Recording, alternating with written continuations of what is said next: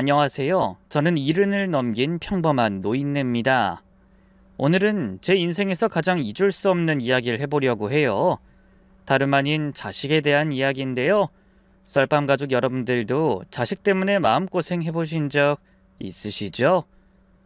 저도 그랬어요. 아니, 제가 겪은 일은 마음고생 정도가 아니었죠.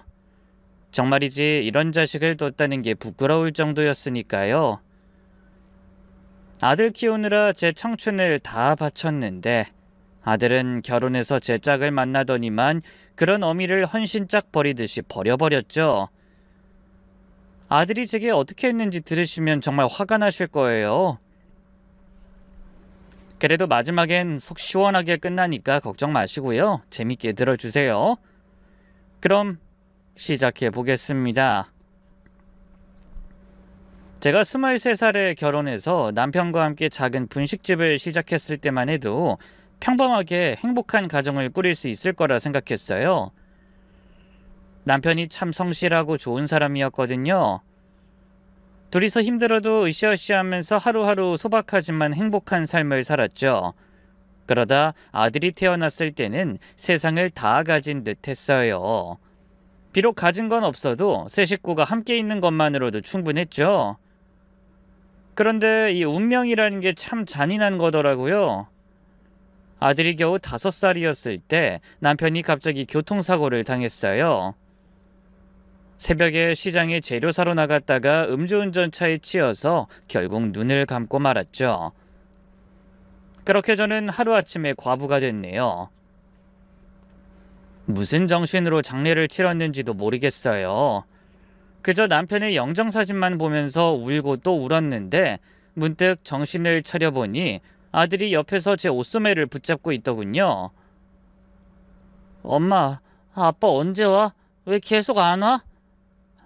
아빠는 하늘나라에 가셨어. 하늘나라가 어딘데? 나도 가고 싶어. 아빠 보러 갈래. 그 말을 듣는 순간 눈물이 왈칵 쏟아졌어요. 어떻게 이 어린 것에게 아빠가 영영 안 온다고 설명할지 막막하고 서글펐죠. 저는 애써 감정을 추스른 채 아들을 끌어안고 다시 입을 열었어요. 영수야, 하늘나라는 아주 나중에 갈 수 있어. 그때까진 아빠가 우리를 하늘에서 지켜보고 계실 거야. 그러니까 우리 둘이 힘내서 잘 살아야 해. 알겠지? 그럼 아빠는 언제 오는데? 안 오는 거야? 아빠는 이제 안 와. 그래도 엄마가 있잖아. 엄마가 영수 엄마도 하고 아빠도 하고 다 할게. 그런 게 어딨어. 나 아빠 보고 싶은데. 아들이 제 품에 얼굴을 묻고 훌쩍훌쩍 울기 시작했어요. 저도 참으려고 했는데 결국 같이 울고 말았죠. 그날 밤 아들을 재우고 나서 혼자 앉아 생각해봤어요. 이제 어떻게 살지? 분식집을 나 혼자 할 수 있을까? 우리 영수 제대로 키울 수 있을까? 온갖 걱정이 밀려왔는데요. 친정 부모님은 애 두고 재혼해라. 너 아직 젊고 앞길도 창창한데 너 혼자 영수를 어떻게 키우냐? 라고 하셨지만 전 그럴 수 없었어요.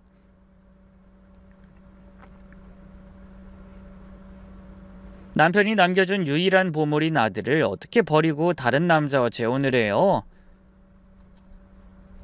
아무것도 모른 채 자고 있는 아들이 얼굴을 보면서 다짐했어요. 남편의 빈자리가 느껴지지 않도록 잘 키우자. 우리 아들 아빠 없다고 움츠러들게 하지 않을 거야. 혼자서 분식집을 꾸려나가기는 정말 힘들었어요. 새벽 5시에 일어나서 재료 준비하고 밤 10시까지 장사하고 그 사이사이에 아들을 돌보고 하루에 서너 시간밖에 못 잤어요. 그래도 장사 시간을 줄일 순 없었어요. 아들을 남부럽지 않게 키우고 싶었으니까요. 저는 못 먹고 못 입어도 아들만큼은 그렇게 할 수 없었어요. 계절마다 새 옷을 사주고요. 먹고 싶다는 거나 갖고 싶다는 게 있으면 뭐든 다 사줬죠. 아들이 그늘 한 점 없이 자랐으면 했어요. 중학교에 올라가면서부터는 교육비가 더 많이 들기 시작했어요. 결국 아들의 과외비와 학원비를 마련하려고 새벽에 청소 아르바이트까지 시작했죠. 분식집 문 닫고 나서 새벽 2시부터 6시까지 상가 건물 청소하고 그러고 바로 분식집 준비하고 정말 죽을 맛이었지만 이를 악물고 견뎌냈네요.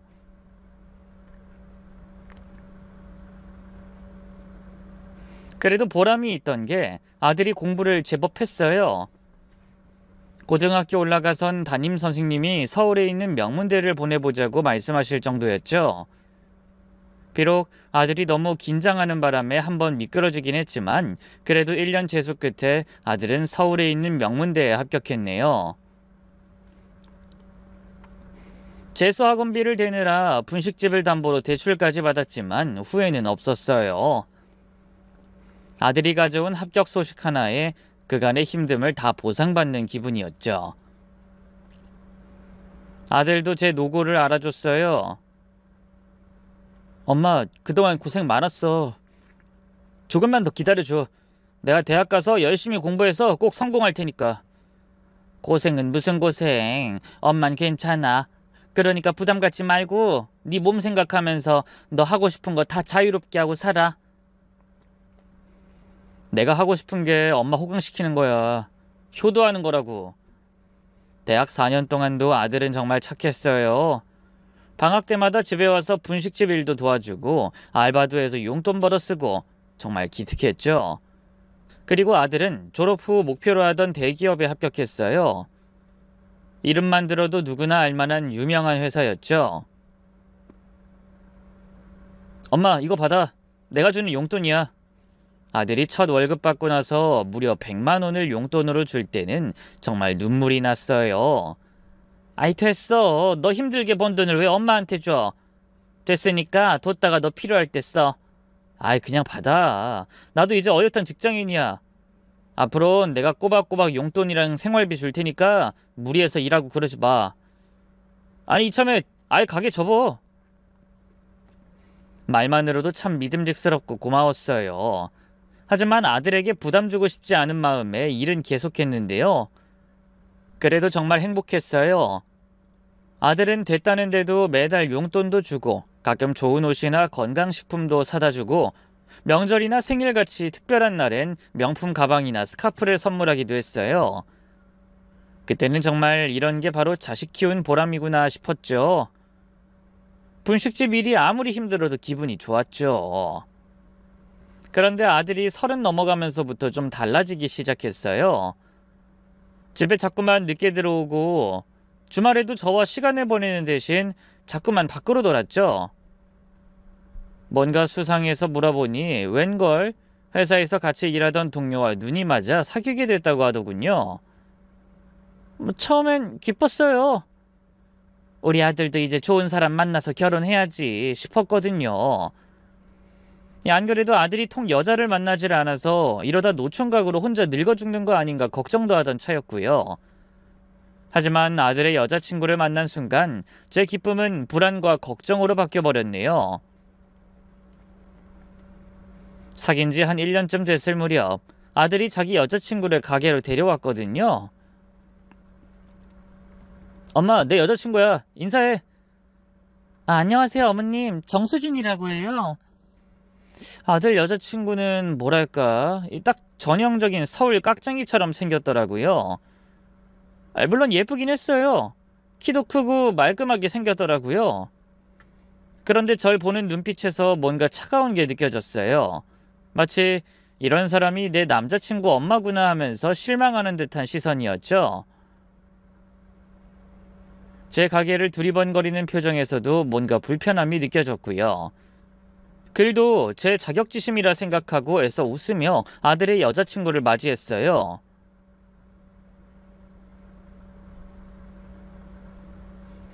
영수가 그렇게 자랑을 하더니 정말 예쁜 아가씨네. 여기까지 오느라 고생 많았어요. 자, 얼른 앉아요. 시장하죠? 아, 네.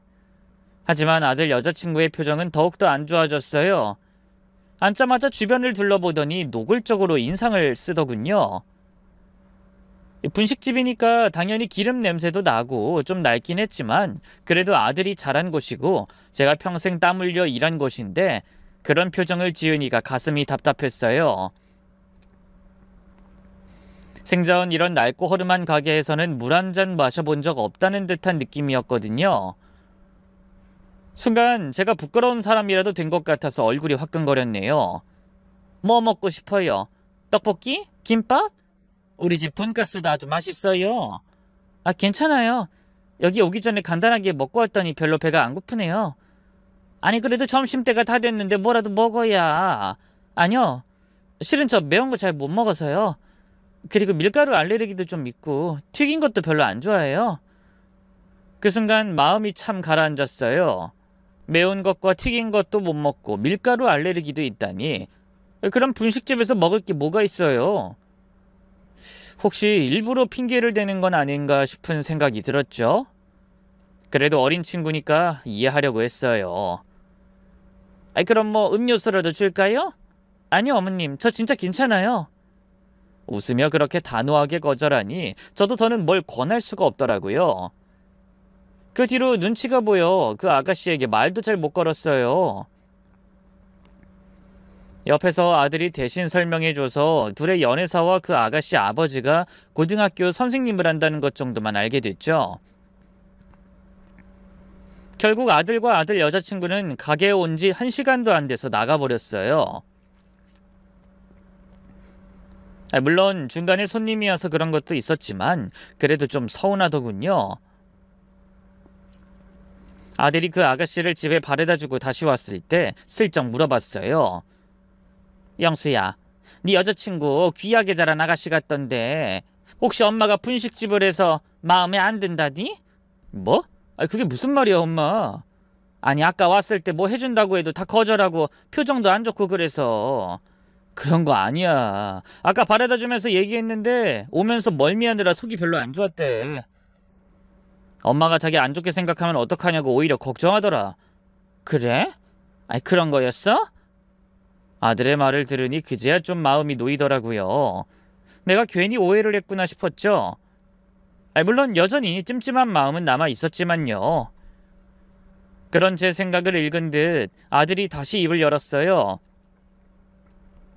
수진이 진짜 괜찮은 애야, 엄마. 요즘 여자들 같지 않게 개념도 있고 얼마나 착한데. 아들은 자기 여자친구에게 푹 빠진 눈치였어요.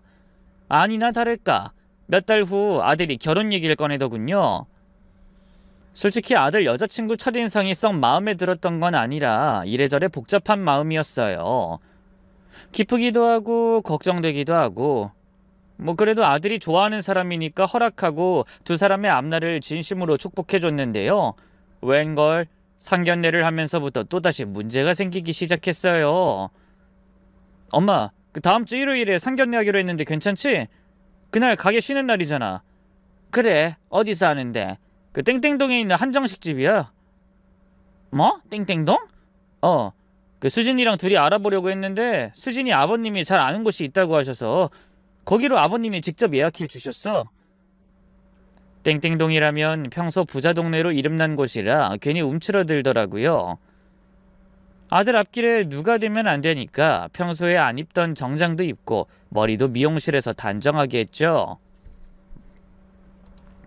그리고 상견례 당일 그 한정식집에 도착했을 땐 입이 떡 벌어졌어요. 주차장부터가 외제차 천지고 입구에서부터 압도당하는 기분이었죠.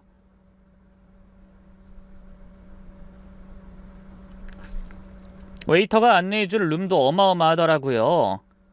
제가 평생 가본 곳 중에 제일 비싼 곳 같았어요.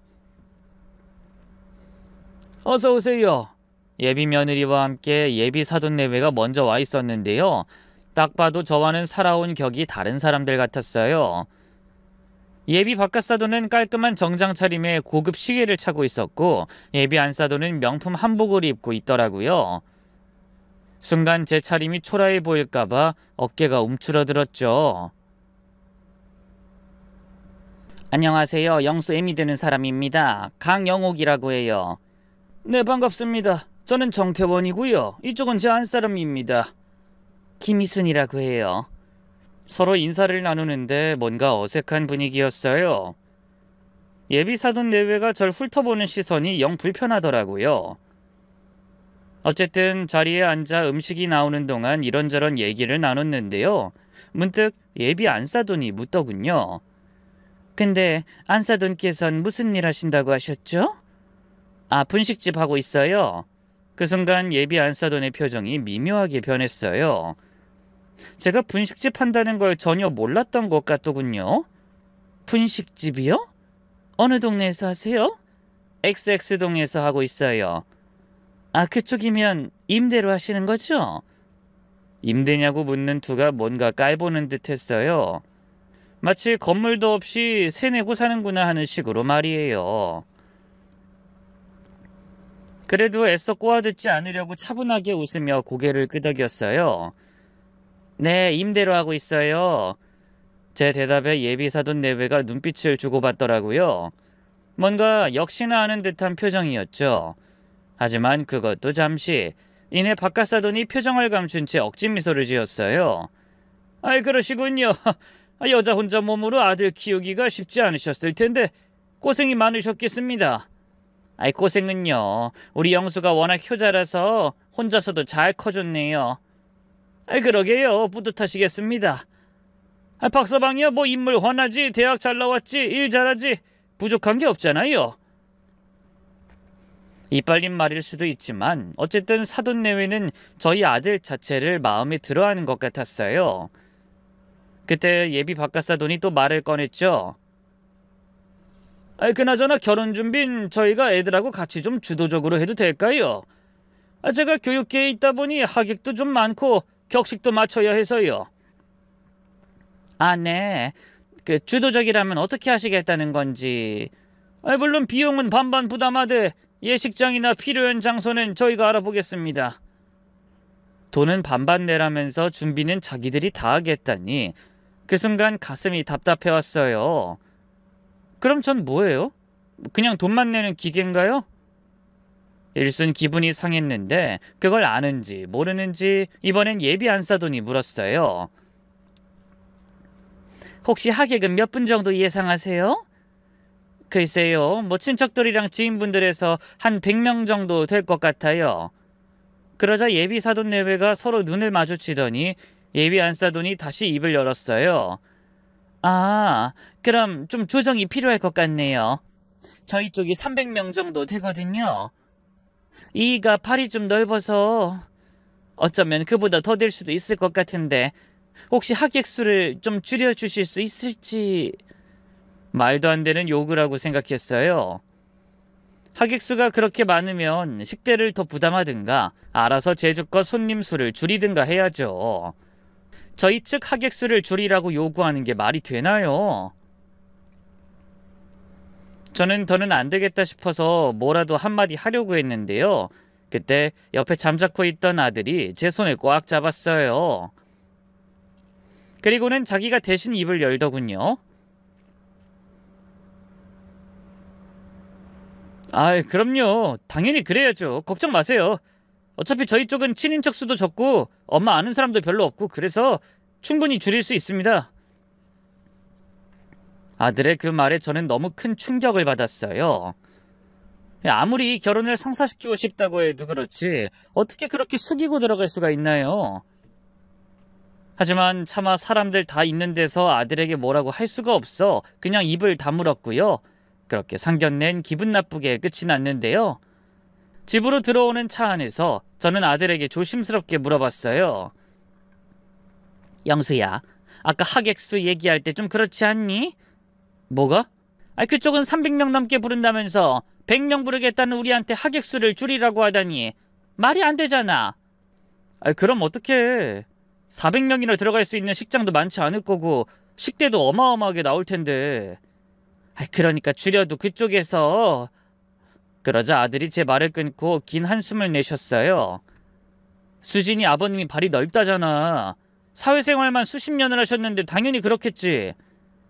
근데 우린 솔직히 그 정도는 아니잖아. 아버지도 돌아가셨고 그냥 우리가 맞추자 엄마.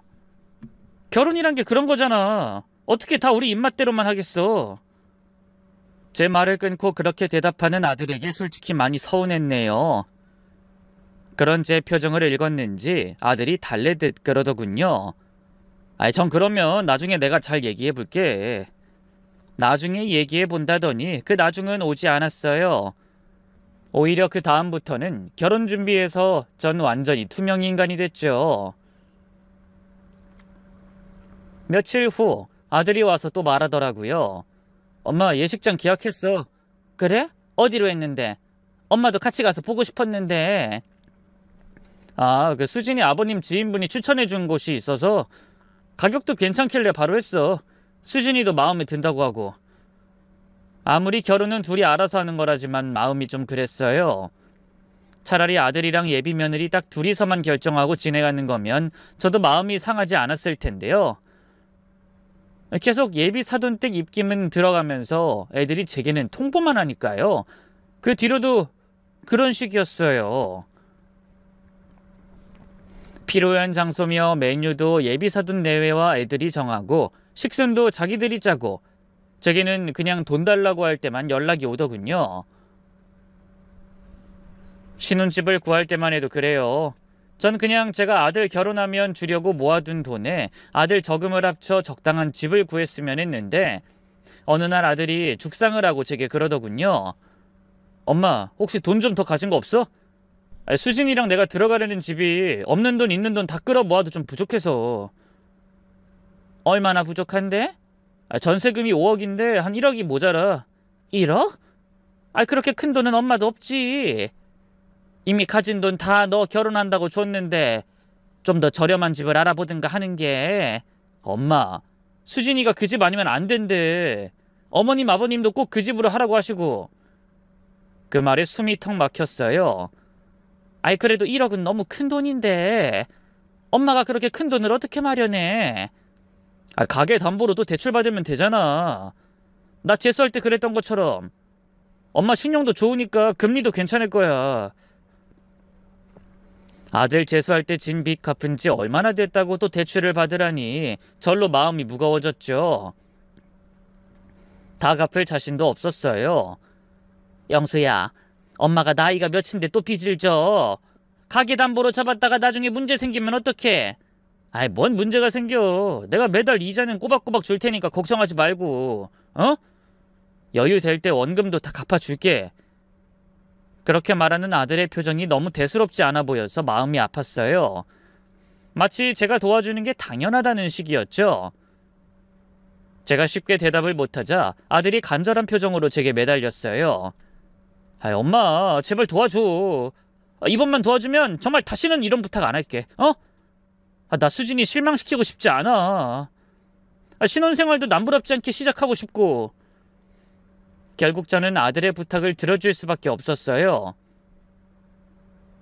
분식집을 담보로 돈을 대출받아서 아들한테 줬죠. 자식이 아니라 왼수 같더군요.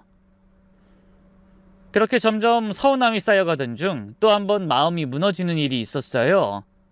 엄마, 하객 명단 다시 정리해야 할 것 같아. 또 왜? 아버님 직장 동료분들이 좀 더 늘어서 한 20명 정도만 더 줄여야 할 것 같아. 식장이 그렇게 크지가 않아서. 그땐 정말 더 참을 수가 없더라고요. 여기서 뭘 더 어떻게 줄여? 줄이려면 그쪽에서 줄여야지. 제가 단호하게 말하자 아들이 긴 한숨을 내셨어요. 엄마 또 왜 그래? 너야말로 왜 그래? 결혼한다고 이제 네 엄마보다 네 여자친구랑 그쪽 집안이 더 우선인 거야? 그런 거 아니야. 그럼 왜 자꾸 우리가 숙이고 들어가야 하는데? 네가 수진이보다 부족한 게 뭐가 있다고? 엄마, 나야 그렇지.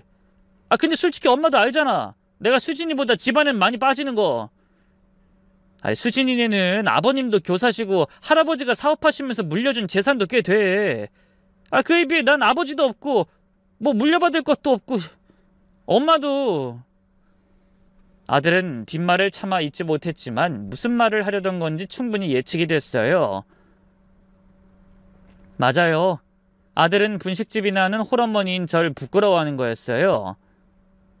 그걸 깨닫자 가슴이 찢어질 것 같더군요. 아들도 자기가 실수했다는 걸 알았는지 다가와 다급하게 제 어깨를 감쌌어요. 엄마, 미안. 방금 내가 실언했어. 그런 뜻으로 한 말 아닌 거 알지? 아니긴 뭐가 아니야. 그래, 미안하다. 나름 부족함 없이 너 키웠다고 생각했는데 가진 거 없고 창피한 애미라서 정말 미안해. 엄마 왜 그래? 내가 언제 그렇게 말했어? 알았어. 하객수는 내가 더 못 줄인다고 잘 얘기할게. 그러니까 속상해하지 마. 어? 내가 잘못했어. 아들은 몇 날 며칠 제 기분을 풀어주려고 노력했어요. 예전처럼 집에 일찍 들어와서 제 눈치를 살피며 애교도 부리고 작은 선물도 사다 줬죠. 솔직히 한 번 받은 상처가 그걸로 아물진 않았지만 뭐 어쩌겠어요. 제겐 하나뿐인 소중한 아들이자 유일한 가족인데. 결국 저는 마음을 풀었고요. 그렇게 결혼식도 예정대로 진행됐죠. 하지만 진짜 기가 막힌 건 결혼식 당일이었어요. 저희가 결혼식 답례품으로 수건을 준비했는데요. 식이 다 끝나고 하객분들이 나가실 때 자세히 보니 신부 측 하객들만 손에 답례품을 하나 더 들고 있더라고요. 확인해보니 예쁜 포장지에 쌓인 고급 와인이었어요. 당연히 저희 쪽 하객들은 웅성거리기 시작했고요. 저희 쪽 친척 어르신 한 분은 제게 대놓고 묻더군요. 뭐야, 왜 신랑 측 하객은 와인이 없어? 신부 측 답례품만 준비한 거야? 그게 저도 잘 모르겠어요. 한번 알아볼게요. 저는 급하게 아들을 찾았어요. 아들도 당황한 기색이 역력했죠. 영수야, 이게 뭐야? 와인은 언제 준비한 거야? 그게 장인어른이랑 장모님이 따로 준비하신 것 같더라고. 수진이가 나한테 미리 얘기한다는 걸 깜빡했대. 깜빡했다고요? 아니, 준비할 거면 양쪽 하객 다 준비하든가 그도 아니면 미리 말을 해줬어야지. 그 순간 정말 눈앞이 캄캄해졌어요. 제 지인이며 친척분들 다 모셔놓고 제가 얼마나 창피했겠어요. 같은 결혼식에 왔는데 어떤 분들은 답례품을 2개나 받고 어떤 분들은 수건만 덜렁 들고 가고, 급하게 웨딩홀 직원한테 물어봤더니 근처 마트에서 급히 뭐라도 사서 드릴 수밖에 없다고 하더라고요. 결국 제가 뛰어가서 조미료 선물 세트를 사와 황급히 포장해서 드렸는데 신부 쪽에서 받은 고급 와인 세트와는 비교도 안 됐죠. 하객분들이 나가시면서 저한테 수근수근 하시는 소리가 들렸어요. 어머, 똑같은 결혼식인데 답례품이 왜 이렇게 달라? 신부 쪽은 그렇게 좋은 걸 주더니. 정말 얼굴이 화탓해질 정도로 부끄럽고 창피했어요. 며느리도 사돈내외도 미안하단 말은 하는데 그게 정말 미안해서 하는 사과인 건지도 모르겠더군요. 결혼 이후 아들 내외는 코빼기도 비추지 않았어요. 신혼여행 끝나고 한번 자기들 집들이 할 때 또 한 번 절 불렀던 것 빼고는 연락도 없었죠. 처음엔 신혼이니까 그럴 수 있다고 생각했어요. 단둘이서만 시간을 보내고 싶어 할 때니까요. 하지만 한 달이 지나고 2달이 지나도 연락이 뜸하니 점점 너무하다 싶더군요. 며느리에게 얘기할까 하다 괜히 시집살이라고 느낄 것 같아 아들에게 전화했어요. 영수야, 요즘 왜 이렇게 안 와? 엄마, 우리 아들 보고 싶어. 미안해 엄마. 회사 일도 바쁘고 집 정리도 아직 덜 돼서 통 시간이 안 나네. 그래도 가끔 와서 밥이라도 먹고 가지. 아니면 엄마가 너 좋아하는 반찬 좀 해다 줄까? 아니야, 요즘 집에서 밥 잘 안 먹고 거의 사 먹어. 나중에 연락할게. 하지만 아들이 말하는 나중은 좀처럼 오지 않았어요. 가끔 자기 필요한 일이 있을 때만 전화를 하고 그마저도 바쁘다며 금세 끊어버리곤 했죠. 그뿐인가요? 아들은 결혼 후 제게 주던 용돈도 싹 끊어버렸어요. 처음 1~2달은 깜빡한 거라고 생각했는데요. 2달, 3달이 지나도 통 얘기가 없어서 먼저 물어봤죠. 영수야, 엄마 용돈은 이제 안 주는 거야? 그게... 아들은 곤혹스러운 표정으로 말을 이었어요. 엄마, 솔직히 말해서 당분간은 좀 힘들 것 같아. 결혼하고 나도 이래저래 돈 나갈 일이 많네. 아기 가지는 거 대비도 해야 하고. 아들은 딱 거기까지만 말했지만 저는 느낄 수 있었어요. 며느리의 입김이 들어갔다는 걸 말이죠. 그래서 대놓고 물어봤어요. 왜? 수진이가 주지 말라디? 그러자 흠칫하던 아들이 이내 멋쩍은 표정으로 고개를 끄덕였어요. 그것도 있고, 근데 수진이가 나쁜 뜻이 있는 건 아니야. 엄마 아직 일도 하고 계시고 정정하시잖아. 지금은 용돈 주지 말고 아끼다가 엄마가 더 나이 들어서 진짜 일 못하게 되면 그때 도와드리는 게 낫지 않냐고. 나도 그렇게 생각하고. 어떻게 포장하든 결국 며느리가 용돈 주지 말라고 했다는 거였어요. 저도 사람인지라 어쩔 수 없이 기분이 상하더군요. 영수야, 그럼 미리 말이라도 해줬어야지. 엄마가 언제 너한테 용돈 달라고 한 적 있니? 너한테 압박 준 적도 없는데.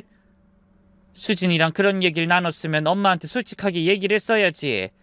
아이, 그럼 이해했을 텐데 아무 말 없이 가만히 있다 엄마가 물어보니까 이제서야. 아이, 미안해 엄마. 내가 요즘 일 때문에 정신 없다고 했잖아. 엄마는 그깟 50만 원 때문에 너한테 뭐라고 하는 게 아니라 그냥 결혼 준비할 때도 그렇고 이래저래 너한테 서운한 게 많아서 그래. 아이, 그래, 미안하다고. 조만간에 한번 갈 테니까 너무 그러지 마. 알았지? 하지만 그 뒤로도 아들은 좀처럼 집에 얼굴을 비추지 않았어요. 뭐 어쩌다 한번 와도 예전 같지 않았죠.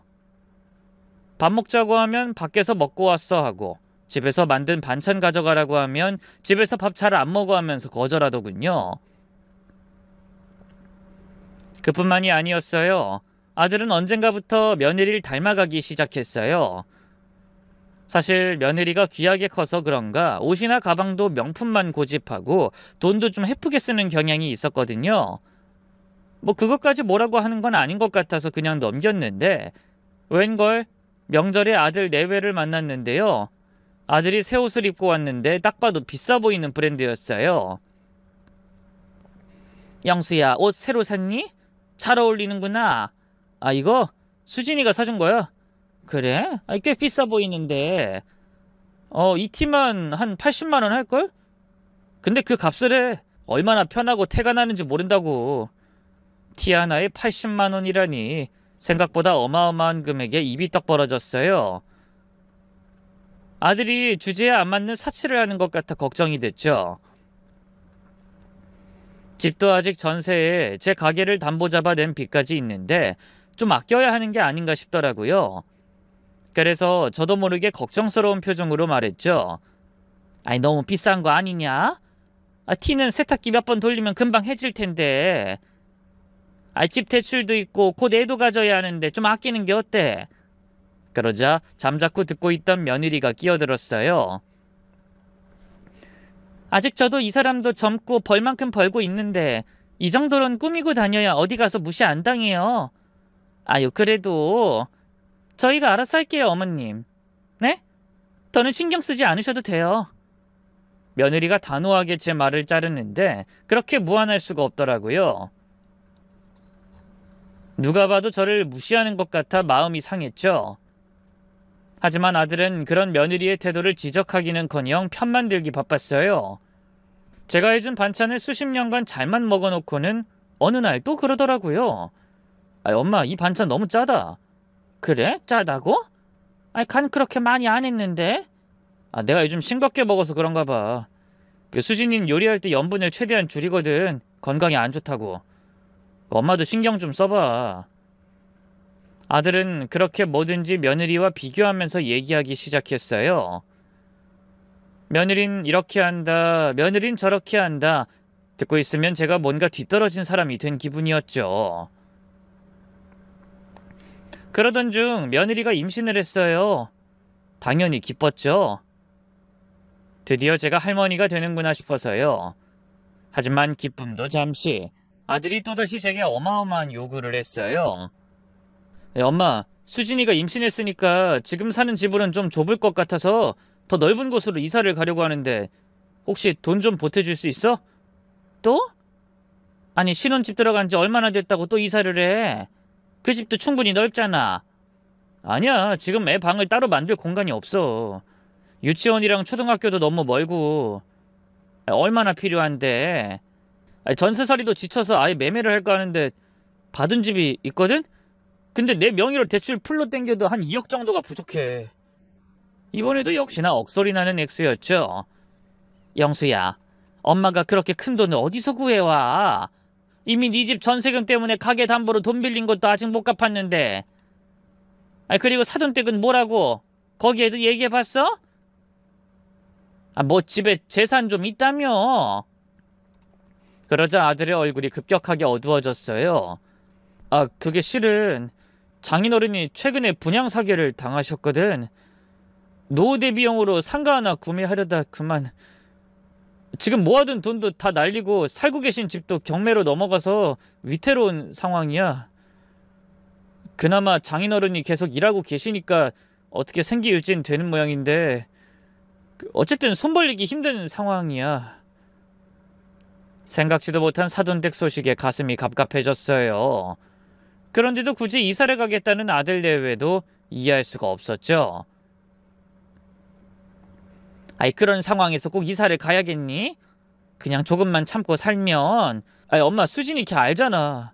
걔 무남 동료로 워낙 귀하게 커서 자기가 갖고 싶은 건 꼭 가져야 직성이 풀리는 애야. 아이, 한두 살 먹은 애도 아니고 그게 말이 돼? 안 되겠다. 내가 며느리랑 얘기 좀 해봐야겠어. 아이, 엄마 왜 그래 진짜. 아, 돈 빌려주기 싫으면 싫다고 말해 그냥. 아들은 며느리에게 꽉 잡혀 사는지 제가 며느리와 얘기해보겠다고 하자 성을 내더군요. 그 모습이 어찌나 한심하던지요. 그래서 저는 단호한 목소리로 입을 열었어요. 엄마도 이젠 못 도와줘. 더는 빛낼 곳도 없고 그러고 싶지도 않아. 그러자 아들의 얼굴이 한층 더 차가워졌어요. 엄마, 정말 너무한 거 아니야? 솔직히 엄마가 나한테 해준 게 뭐가 있어? 설마 아들이 그렇게 나올 줄은 몰랐기에 저는 큰 충격을 받았어요.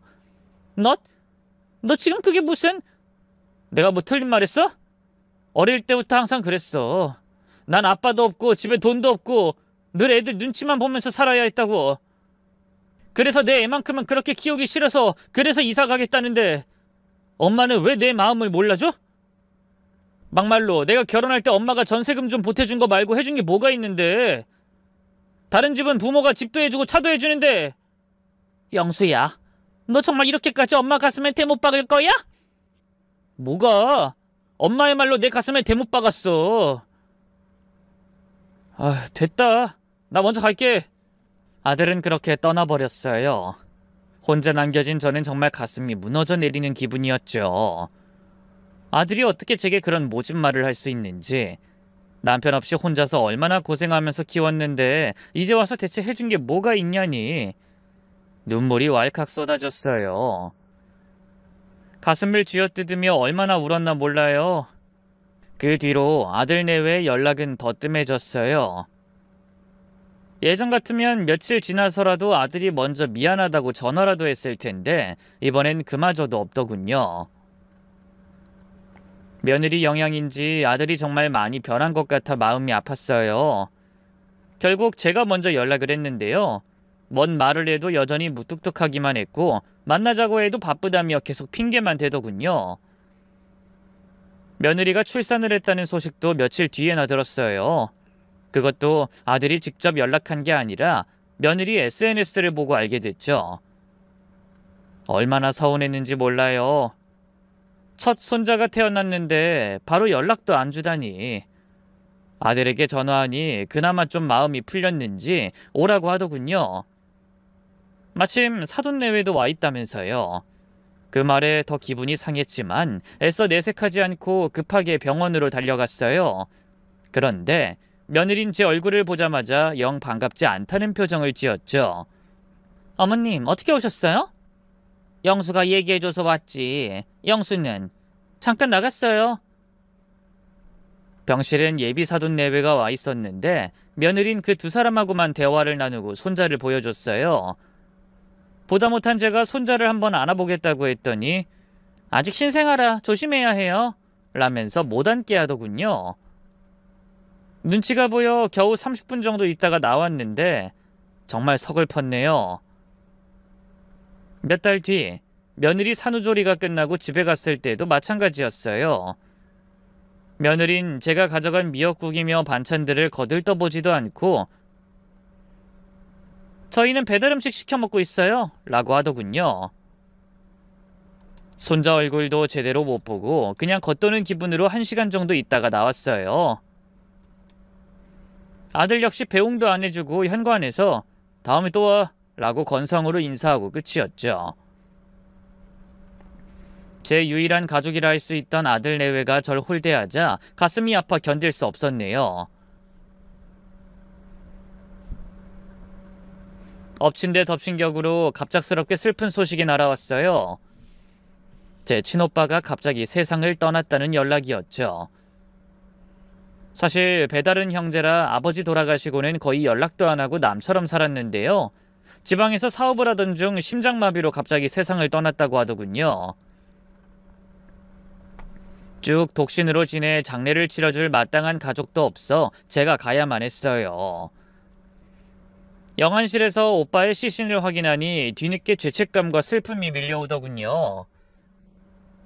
세상에 저와 혈육으로 연결된 유일한 형제였는데 너무 남인 듯 외면하고 살았구나 싶더군요.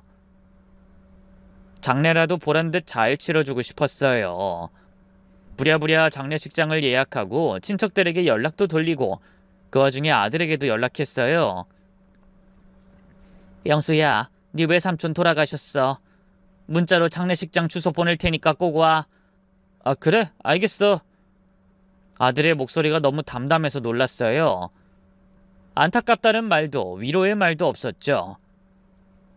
머뭇거리다 그런 아들에게 물었어요. 영수야, 상주 서줄 사람이 마땅히 없는데 네가 좀 해줄 수 있겠어? 뭐? 내가? 상주는 보통 남자가 서는데 네 외삼촌이 결혼을 안 했거든. 그래서 자식도 없고 남자 형제도 없는데 나 요즘 일 때문에 바쁜 거 알잖아. 장례식장에도 오래 못 있을 거야. 그냥 엄마가 해. 차가운 아들의 대꾸에 더는 뭐라고 하지도 못했어요. 그렇게 장례식 당일 이른 아침부터 친척들이 모여들었어요. 다들 진심으로 오빠를 애도해줬죠. 그런데 정작 제 아들은 보이지 않더라고요. 영호가 영순 언제 와? 친척 어른이 물으시는데 뭐라고 대답해야 할지 모르겠더군요. 곧 올 거예요 하고 둘러댔지만 점점 창피해졌어요. 결국 점심때가 되어서야 아들 내외가 나타났는데 정장도 아닌 평상복 차림이었어요. 며느리 나의 청바지에 티셔츠 차림이었죠. 영수야, 왜 이제 와? 그리고 옷은 왜 이렇게 입고 왔어? 일하다 급하게 와서. 이 사람도 집에서 애 보다가 급하게 맡겨놓고 온 거 아니야. 죄송해요 어머님. 둘 다 변명도 사과도 하긴 했지만 영 성의가 없어 보였어요. 조문도 대충 하고는 할 일이 있어서라며 30분도 안 돼서 나가버렸죠. 장례식장에 온 시간보다 주차장에 차 빼는 시간이 더 오래 걸린 것 같더라고요. 다른 친척들은 밤새 빈소리를 지키고 마지막 발인까지 도와줬는데 정작 제 아들만 그런 식이니 얼마나 부끄럽고 서운했는지 몰라요. 영호가 영수 왜 벌써 가버렸어? 그래도 지 외삼촌 장례식인데. 영수가 요즘 회사 일이 바빠서요. 길게 쉬는 게 힘들다더라고요. 계속 변명해야 하는 제 신세가 참 초라했네요. 오빠 친구분도 제게 다가와서 말씀하시더군요. 영호가, 필승이가 생전에 네 얘기 참 많이 했어. 배다른 동생이지만 혼자 고생하면서 아들 키우는 게 안쓰럽다고. 나중에 꼭 도와줘야겠다고. 근데 오늘 영수가 이렇게 일찍 가버리니까 필승이가 서운해하겠다. 오빠 친구도 워낙 섭섭하니 그렇게 말했겠죠. 그 말을 듣는데 너무 몸둘 바를 모르겠어서 눈물이 왈칵 쏟아졌네요. 장례를 다 치르고 나니 마음이 더욱 허전했어요. 혈육이 하나 더 떠나간 것도 그렇고 아들의 냉담한 태도도 그렇고 정말 이 세상에 혼자 남겨진 기분이었죠. 오빠가 생전에 제게 주신 것들을 정리하면서 더욱 서글퍼졌죠. 그러던 중 제 생일이 다가왔어요. 예전 같으면 아들이 미리미리 연락해서 어디서 뭐 해드릴지 물어보곤 했는데 이번엔 며칠이 지나도 아무 연락이 없더라고요. 결국 제가 먼저 연락을 했어요. 오빠 떠난 지도 얼마 안 됐는데 생일을 챙겨받으려고 그런 건 아니었고요. 아들 내외에게 할 말이 있었거든요. 영수야, 다음 주가 엄마 생일인 거 알지? 아, 그랬나? 요즘 바빠서 날짜 감각이 없어졌거든. 예상은 했지만 목소리가 영 시큰둥했어요. 혹시 시간 되면 와서 같이 밥이라도 먹을래? 엄마가 할 말도 있고. 무슨 할 말? 전화로 하긴 좀 그러니까 엄마 생일에 잠깐 집에 들러, 며느리랑. 오랜만에 셋이 저녁도 먹고 얘기 좀 하자. 그래, 알겠어. 아들은 건성으로 대답하고 전화를 끊었어요. 마음이 아팠지만 그래도 아들 내외를 위해서 제 생일상을 정성껏 차렸는데요. 웬걸 제 생일 당일 약속 시간이 한참 지났는데도 아들 내외는 올 기미가 보이지 않았어요. 결국 다시 아들에게 전화를 했는데요. 서너 번을 걸어도 안 받다가 마지막으로 한 번만 더 걸어보자 했을 때 드디어 연결이 되더군요. 영수야, 너 뭐해? 왜 안 와? 무슨 일 있어? 근데 이어 들려온 아들의 목소리는 너무나 경악스러웠어요.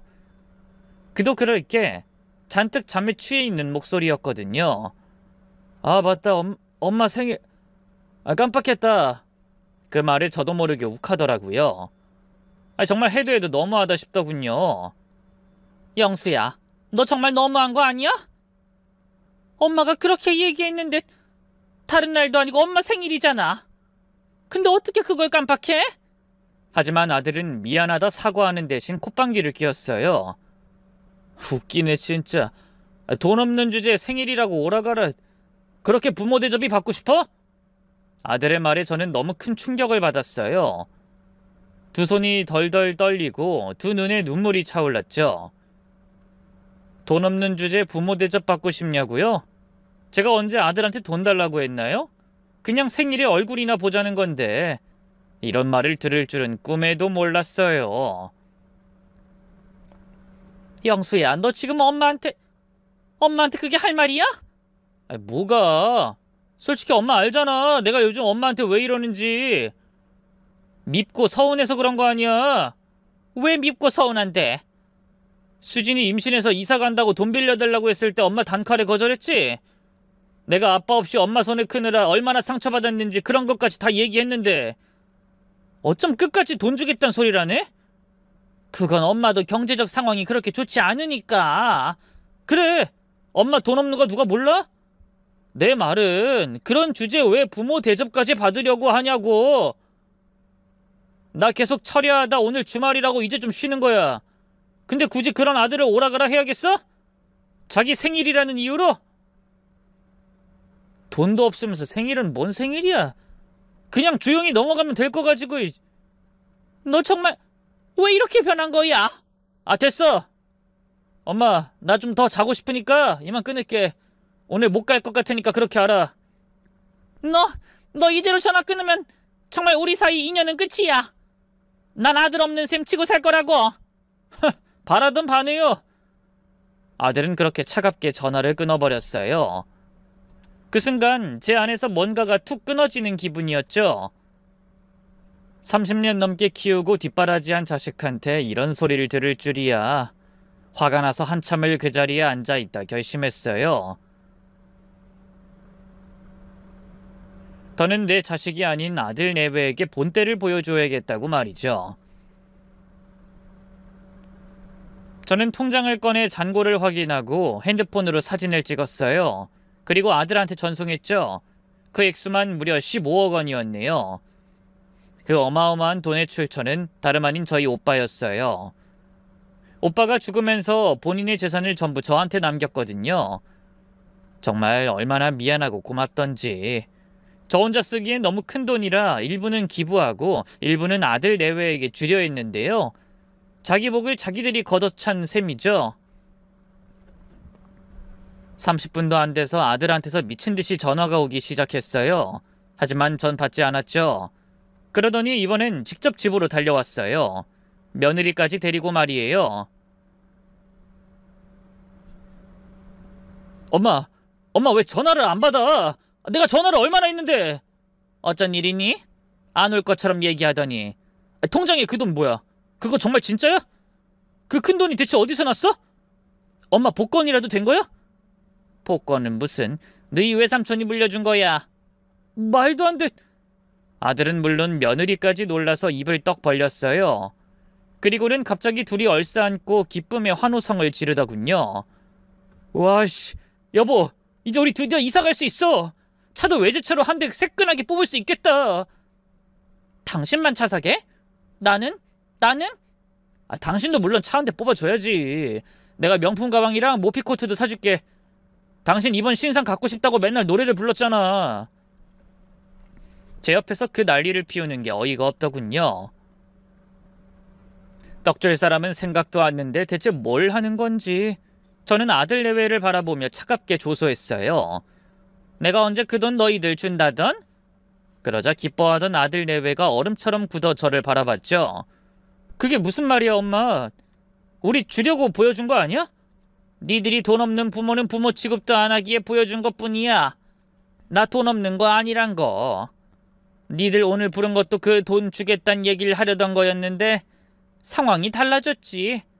내가 전화 끊으며 부모 자식 간의 연도 끊기는 거라고, 아들 없는 셈 칠 거라고 했더니 영수도 뭐라고 했어. 바라던 바라며. 그러자 아들의 안색이 하얗게 질렸어요. 엄마, 그건 그냥 나도 너무 피곤하고 속상하니까 그랬던 거지. 설마 내가 진짜로 엄마하고 연을 끊을까봐?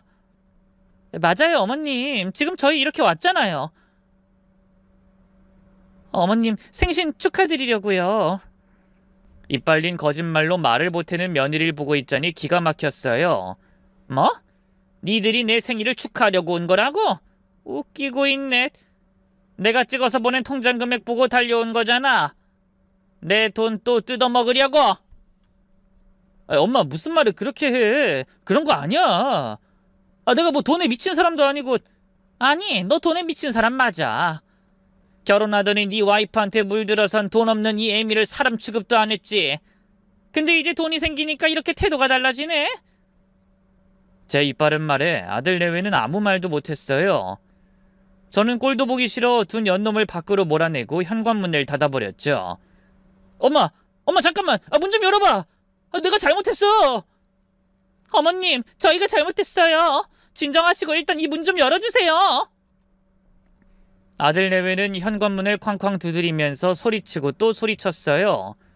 하지만 전 문을 열어주지 않았어요. 엄마, 아까 내가 잘못 말했어. 미안해. 문 열어줘. 1시간 넘게 그렇게 난리를 쳤지만 전 꿈쩍도 하지 않았죠. 결국 아들 내외는 그날 밤 늦게까지 집 앞에서 기다리다 돌아갔어요. 하지만 아들 내외는 포기를 모르고 다음 날도 또 왔죠. 이번엔 무릎까지 꿇고 빌더군요. 엄마, 제발 문 열어줘. 내가 잘못했어. 그동안 너무 잘못했어. 며느리도 옆에서 같이 빌었어요. 어머님, 저희가 정말 철없었어요. 용서해 주세요. 돈 때문에 이러는 게 아니에요. 그동안 어머님한테 너무 차갑게만 군 것 같아서 너무 죄송해서. 제가 바본가요? 그런 진정성 없는 사과에 홀딱 넘어가게. 아무리 자식이라고 해도 한번 정이 떨어져 마음의 문을 닫아버리니 쉽게 용서가 안 되더군요. 그냥 돌아가. 이제 와서 뭘 해도 소용없다. 난 분명히 말했어. 앞으로 우리 남남으로 살자고. 엄마, 그런 말 하지 마. 내가 정말 잘못했어. 영수야, 너 나한테 돈 없는 주제에 부모 대접받고 싶냐고 했지? 나 그 말 듣고 너한테서 정떼했다. 내가 그동안 너한테 어떻게 했는데, 그동안 너 키워준 값, 너희 그 신혼집 전세금 보태준 돈 전부 다 내놓으라고 하기 전에 썩 꺼져. 엄마, 내가 잘못했다니까. 다시는 안 그럴게. 진짜 평생 효도할게. 제발 이 문 좀 열어줘. 효도는 개뿔이. 썩 꺼져. 앞으로 나한테 연락도 하지 말고 이렇게 찾아오지도 마. 부모 자식 연 끊는다고 분명히 말했어. 그래도 도통 갈 생각을 않길래 결국 경찰을 불렀고요. 아들 내외는 그제야 꽁무니를 빼며 사라져버렸어요. 이후로도 계속 전화하고 찾아왔지만 전 꿈쩍도 하지 않았죠. 그런데 참 신기한 게 그 이후로 아들 인생이 완전히 꼬이기 시작했어요.